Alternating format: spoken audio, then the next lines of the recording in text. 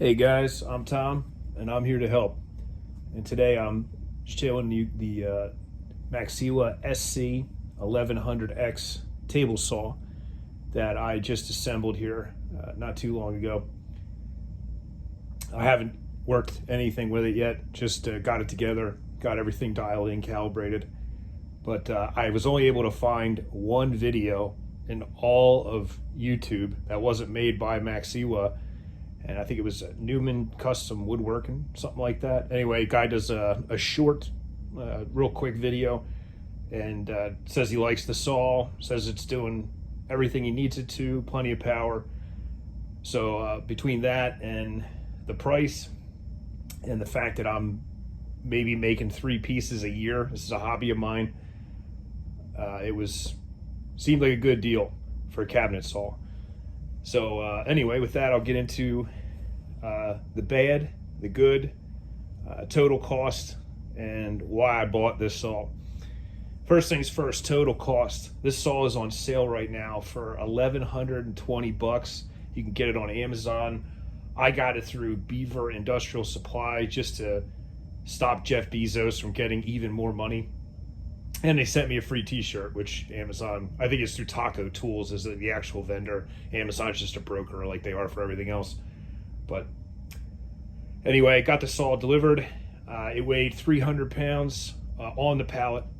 And I was able to get it down here. It's just a shop in my basement. I was able to get through the egress doors, keeping it on the pallet. And the pallet was 30 inches by 30 inches by 48, and yeah, it was 30 inches tall, 30 inches deep by 48, just about. So it's pretty low. It's pretty low on the ground. Anyway, got the saw in, got it assembled, and right off the hop here, total cost. So with tax, this thing free delivery with just paying cost of the saw and tax is $1,200. You have to run a 220 line. This is 220 or 240, depending on which electrician you're talking to 240 service only. This does not have a 110 or 120 service option. It's 2.5 horse. But anyway, I had to run make a 25-foot run from the box right down there, right at the wall there in the background, over to the side of the saw. That costs $170, with 100 of that being the 25 feet of 10-2. It takes a NEMA 620 socket receptacle. Here it is right here. That's what it looks like. There's the plug on it. None of this information I was able to find online, so I wanted to share it with you. Anyway, so yeah, total cost. That's how much it was all in. We're looking at $1,370 to get this thing up and running. So with that total cost, first thing to talk about is the bad with this saw. First things first, this is not a cabinet saw. It is listed as a quote unquote cabinet saw on Maksiwa's website, on Amazon, Beaver Industrial Supply. Everywhere you look, it says it's a cabinet saw, which is why I bought it. Well, it turns out it's not. The trunnions are not mounted to the cabinet, which is what makes a cabinet saw a cabinet saw. This is a hybrid saw, which is basically a built-up version of a contractor saw. The trunnions are mounted to the table. It's far more stable than a contractor saw. It's quieter. It's a lot more powerful, especially this one in particular, and I'll get to that. But at the end of the day, first things first, the bad. I bought this because it says it's a cabinet saw. I even called a sales rep in my area who is a dealer for Maksiwa. He never got back to me, but one of my questions was, is this actually a cabinet saw? Are the trunnions mounted to the cabinet? Never heard back. Like I said, I just ran with it, decided to go for a couple of reasons, but just figured it was the right saw for me based on a few things, and here we sit. But just so everyone knows, it is not a cabinet saw. It's a hybrid saw. Second thing is the fence. The fence is cheap. I mean, it's not great. I can't remember the brand, but you can see in the background, that's my dad's contractor saw I built into a table in the back there. And that one, I can't remember who makes it. Vega. It's a Vega fence. It was like $500. It's an okay fence. It's not the best. It's not the worst. But anyway, it is sure as heck better than the one that comes with this. This isn't bad. It does lock pretty nicely. It has this magnifying piece here. But at the end of the day, you set it up, you put it down, you lock it. It's solid here, but up here, a little bit of flex. This is common in all the saws in this price point, but at the end of the day, it's not solid, and it would be nice if it was. So I'll leave that there for later. Everybody knows that is the old nickel test. That's coming up. Anyway, on to the next point here. The table came with surface rust, the actual table itself, which was a little disappointing. I mean, we're just talking barely flash. It sanded right off, but it did have a little bit of tiny rust on it, which a brand new 4-figure table saw is disappointing, but that's the way she goes. So just a heads up. Also, I'll show you real quick. The accessories that come with this saw are janky. This is the set of Allens, and there's a 10 and a 13 open wrench. This is the arbor wrench, which has rust on it, and I don't know if you can catch that in the camera, but it's yeah, it's, you know, none of this is high quality by a long shot. And I'm trying to think if there's anything else you need to know here on that one. No, I think that's it. Other risks, the other bad things, I guess I would say, and this is just a risk for the future. Maksiwa is a Brazilian company. They've been around for a while. They've been around since the 80s, and they have a pretty good reputation for a lot of stuff that they make. Panel saws, edge banders. They have some stuff that's well liked and well used. You don't make it for 40 years in this saturated industry of, you know, woodwork and supply stuff, cabinet making supply stuff, unless the stuff you're making is decent. There's just too many other competitors offering pretty decent equipment. So anyway, that's another bad, is that they're just getting into these table saws, and we'll see how it goes. Also, like I said, the dealer in my area, I think they're like 2 hours away, which is not ideal either. So for me specifically, that's a bad. And then finally, like I said, the 240 service is required. There is no 110 option on this. And at the end of the day, some people are going to want that for convenience for a home shop like mine. It was no issue for me to run the 220, 240. Again, depending on which electrician you ask. But at the end of the day, yeah, it's something to think about. It's not an option on this one, and there are plenty of competitors that do offer it. So now that I've bashed the saw, I'm stuck with it. What are the good things about it? The first is, foremost, the reason why I bought this saw, besides the price, is it's 2.5 horse motor with 240 service. So these motors, they always run better with 240 service. If you can use that option, if you have one that's 120 and 240, always wire for 240. They're happier, they run stronger. It's better for the equipment, period. And this one had that, which is what I wanted. I wanted a 240 service saw, and again, 2.5 horse. This is the most powerful hybrid saw, which is what it is, a hybrid saw on the market right now, especially in this price range. I looked for months, couldn't find anything to beat this.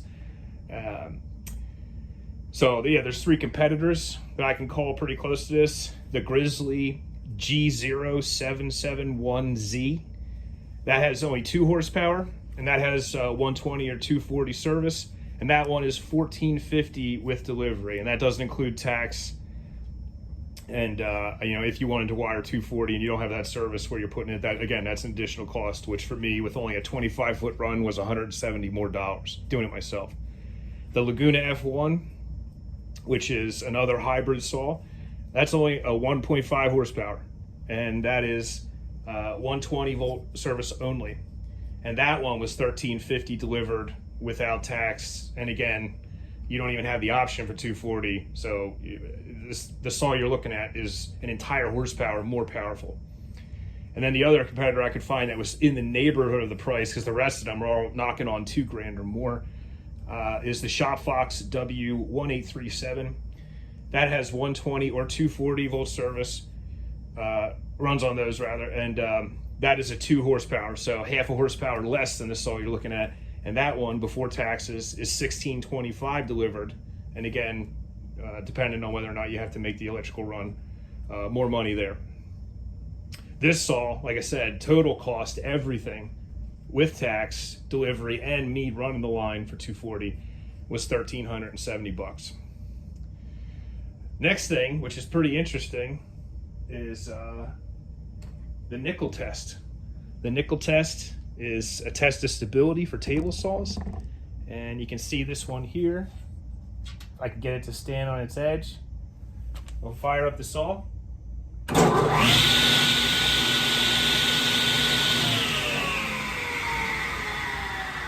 This saw passes the nickel test. That was after the disappointment of this not being an actual cabinet saw. That was a sight for my sore eyes. I was very happy to see that. Yeah, so that's a good thing. Hey, that's nice. And honestly, you know, like I said, the cheap, janky stuff aside, the motor is plenty powerful. I've cut exactly one piece of about 8/4 red oak through it. It's just this piece. This is an offcut I had. This is like the offcut of the cut that I made with this saw. And I actually did it in 2 passes, one here and one there, and it ate it like butter. I mean, it did. This is some hard wood, and this thing, it didn't even blink. The reason why I bought this saw, the genesis of this whole thing, is that a Craftsman from the 90s that my mom bought my dad at Sears. I think it's 0.75 horsepower, and it just could not cut this stuff. And I'm making a table, and I was trying to get through these legs, and it was just, the saw was just dying. It was binding and dying, trying to make cuts just an inch deep into this thing. Like I said, this thing didn't even slow down. Really impressive. 2.5 horse, what a difference it makes. And yeah, one other good point. So again, I was talking about these guys being Brazilian. This saw, country of origin is Brazil, and they have a factory, massive factory down there. It's where they build all kinds of stuff, and it's likely assembled with parts from China. But the truth is, I looked at Grizzly, Laguna, and ShopFox, these competitors. All 3 of them are built in Taiwan or China, and they are all assembled with parts from China. At the end of the day, it's like everything else Americans buy. It is impossible, next to impossible, to buy something that is a bunch of parts with none of them being made in China. It's impossible. So at the end of the day, I think that there's no competitive edge one way or the other with this saw. All the saws in this class, these hybrid saws, are either made in China or built in Taiwan or other developing countries with parts that are probably from China. But they don't have to report where the parts are from. They just say where they're assembled. And also the fence. There's a fence moving. That sucks, but it is also common. It is a complaint with all of these saws that I listed. The Laguna in particular, there's some videos on that. Same kind of thing. There's flex at the tip. Unless you're beaten on this thing, it shouldn't be a huge issue. I do have that Vega fence, which I'm happy to transport over if it doesn't work out with this one. But the fence, at the end of the day, you really are just using that for alignment. You're supposed to be pushing the wood forward and just keeping it flush, not blasting it up against the fence while blasting it through the blade. So if you're having problems with that, I guess it just kind of depends on what you're doing with it, but we'll see what happens. And hey, it could be junk. We'll find out. At the end of the day, why did I get this saw? So, like I said before, I only build 3 pieces a year. This saw made sense for me because it was the cheapest one that had the most powerful motor. So, $1 per horsepower, this thing is the best in its class. And that's what I wanted. And as long as I can dial in the table and make that flush, and the same thing with the motor, which I was able to do in 5 minutes, the saw came out of alignment. The blade was out of alignment with the miter slots. 5 minutes, able to get that thing. Once you know the trunnion are attached to the tabletop, you just get in there real quick. There's panels, openings on the side. Very easy to get to. And again, at the end of the day, the 240 service, that was another thing. That's not a big deal for me. That's why I bought this saw. I wanted one that ran on 240. This one is dedicated 240 only. and I wanted that kind of power, and you know, it's again healthier for the electric motor that runs these saws. So at the end of the day, it just made the most sense for me. That's what I wanted. But again, primarily it was the power. 2.5 horse. I deal with mostly hardwood. That's all I'm doing. I build furniture, a few pieces a year, but walnut, oak, maple, anything in my local area. I'm in Pennsylvania. It's all hardwood, and that's what I want to build with. And this thing, it was, you know, it's eating it like butter. It's crazy. So, and finally, this table that I'm building. So for this fall, let's say it doesn't work out. I'm having problems with it. It does have a 2-year warranty, but at the end of the day, if I have problems with it and I ended up want to get rid of it or selling it, you know, for a hot dog just to get it out of my life, the table I'm building, my wife found online like what she wanted, and that table is $1,900. I paid $400 for all of the oak that I need to build the same exact table. This saw I needed for this build was $1,370. So I'm at, for this, just this table build with this saw included in cost, I'm at $1,770. If I throw this saw off a cliff after I build this table, I still made money. I still saved money rather than buying this kitchen table that I'm building. So that's why I did it. I don't want to ramble on here. I just wanted to give an update, or, you know, letting people know that at the end of the day, this saw, it does exist. Somebody actually bought one. Somebody was dumb enough to get it. It was me. And if it's a problem, I'll certainly let you know.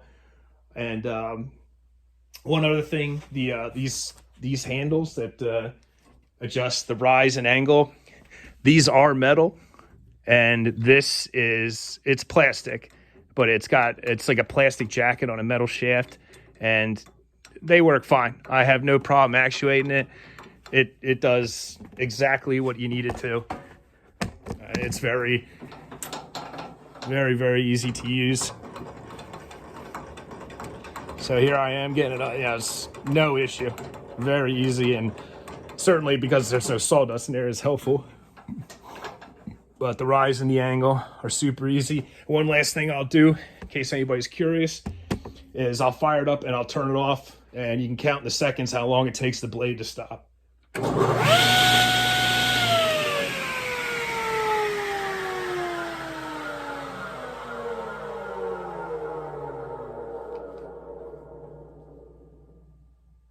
So not bad, not great. It's belt driven, and that helps. But at the end of the day, I mean, a saw stop, they break in like, I don't know, probably half that time.